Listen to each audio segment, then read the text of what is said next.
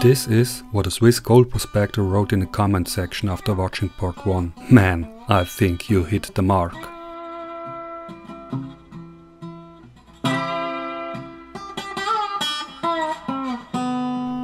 Tim was known for sitting in that chair here.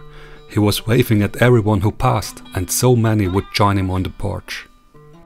Let's sit in a chair right now, on our porch or wherever we are, and let's listen to his story. It's a great story.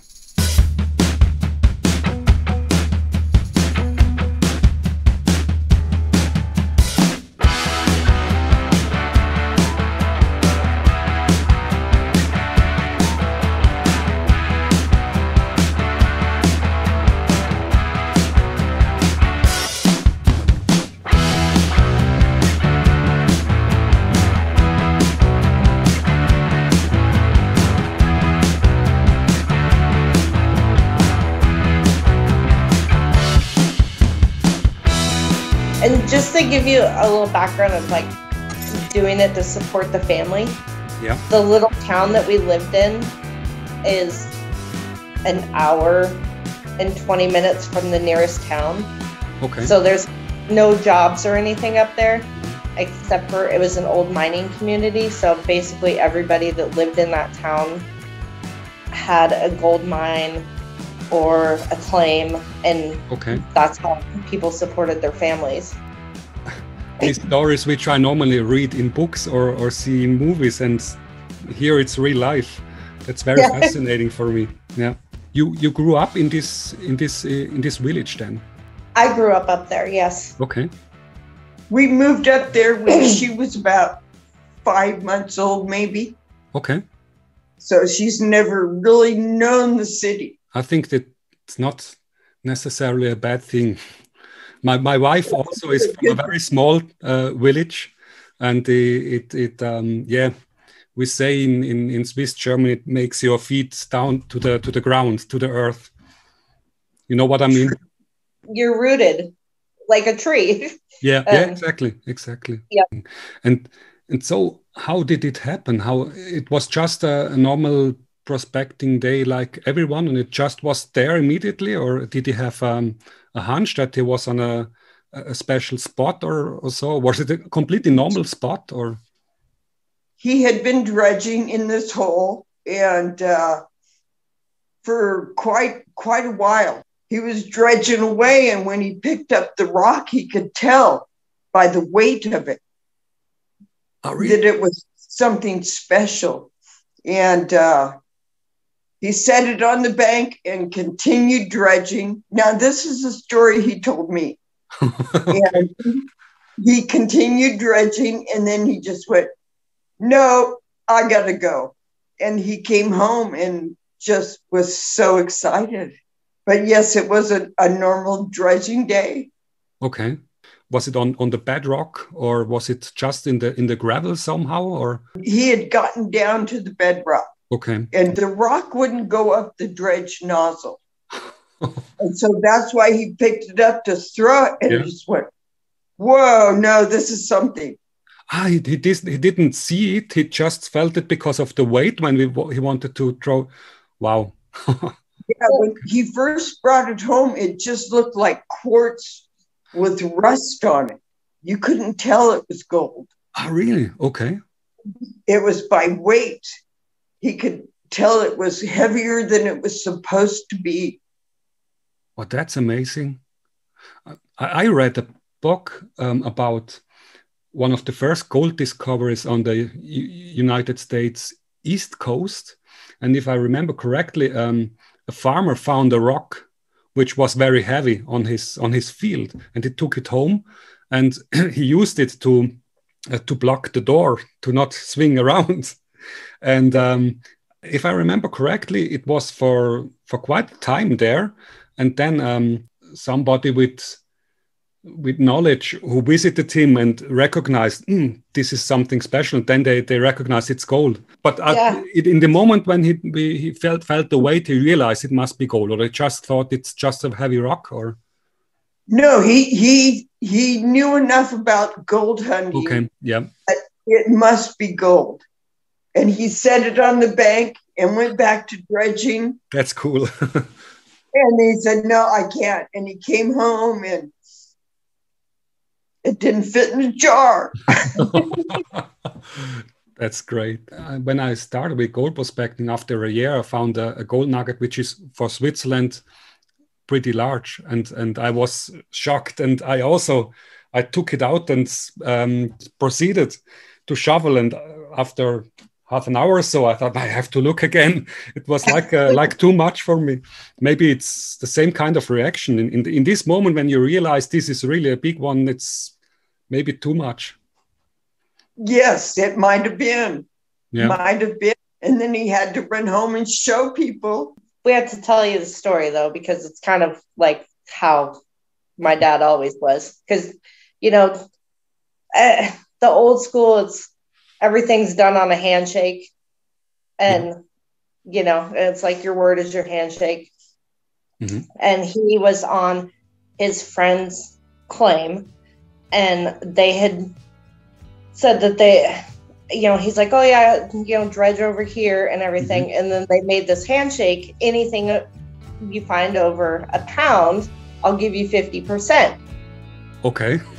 Like not ever thinking that they're going to find anything over a pound. Yeah. And so it was really nice because they were another mountain family that, lived day to day. Mm-hmm. And so they got the benefits of the nugget also. Oh, really? Oh, that's awesome.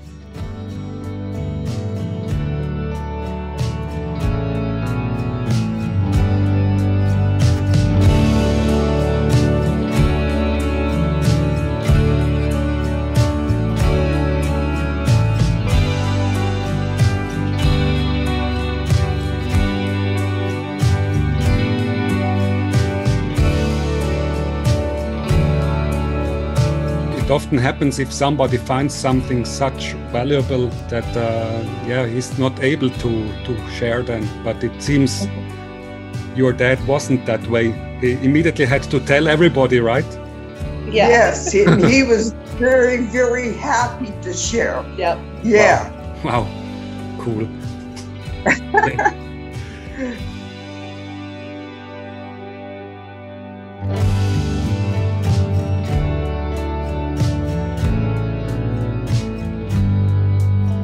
Were there other big nuggets in this creek, or is it the biggest nugget ever found there, or that we have heard of? We never heard of anything else big coming from out.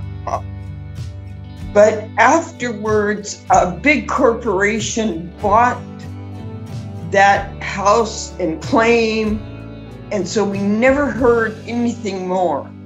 Okay. If anything big was found from there, but his dad had thought that maybe it had broken off a shelf at the mine up top and had rolled down the creek because it was all river rounded. Yeah. Yeah. And it had been sitting there for quite a while because, like I said, it was covered in rust. Yeah. Not rust. Well, I don't know what that is that covers it, but it sure didn't look gold to me. Okay. Yes, sometimes it's some iron oxides in the ore itself. Maybe it was lying often these nuggets are at a place where other heavy minerals settle down and so on. Maybe the rust was from the surrounding minerals or something like that. But we also have these nuggets which in the first moment we didn't recognize. My brother-in-law is very often gold prospecting with me. We had with the metal detector, we hear the signal. I called my brother-in-law to look down, and he didn't see it because it was so rust covered. And I was laughing, look down here, this is it. Steve Hirschbach in the other video from Alaska, he also found a very large, I don't remember the weight, but it was even a bit heavier than his nugget he was talking about in this video. And this other nugget here called ugly nugget because it has this brownish quartz. It's not really beautiful. It's just solid and heavy.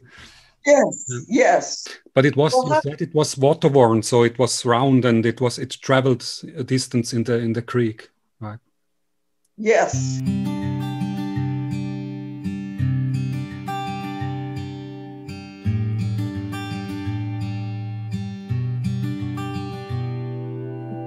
They did take acid to it to expose the gold itself, but the nugget had to be kept under glass after that because it was just so fragile.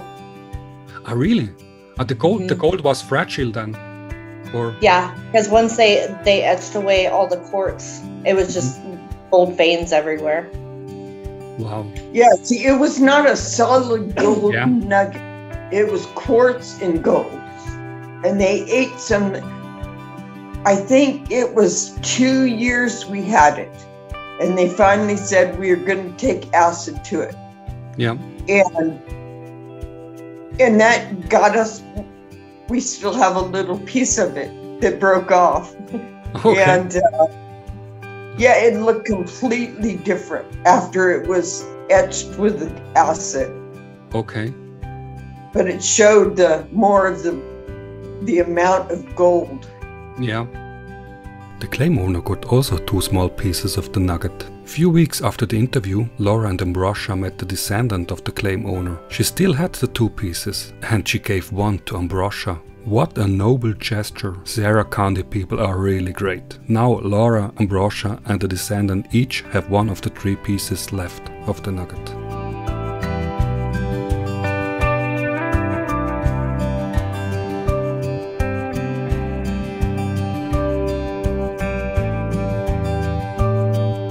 My dad named it the Ambrosia Nugget. Really? Oh, that's cool. Yeah. Wow. Yeah, he was a little obsessed with this girl. And so I've looked on the internet and I've tried to look, and because somebody bought it, and so I don't know if they changed the name of it or somehow I could find where it went to.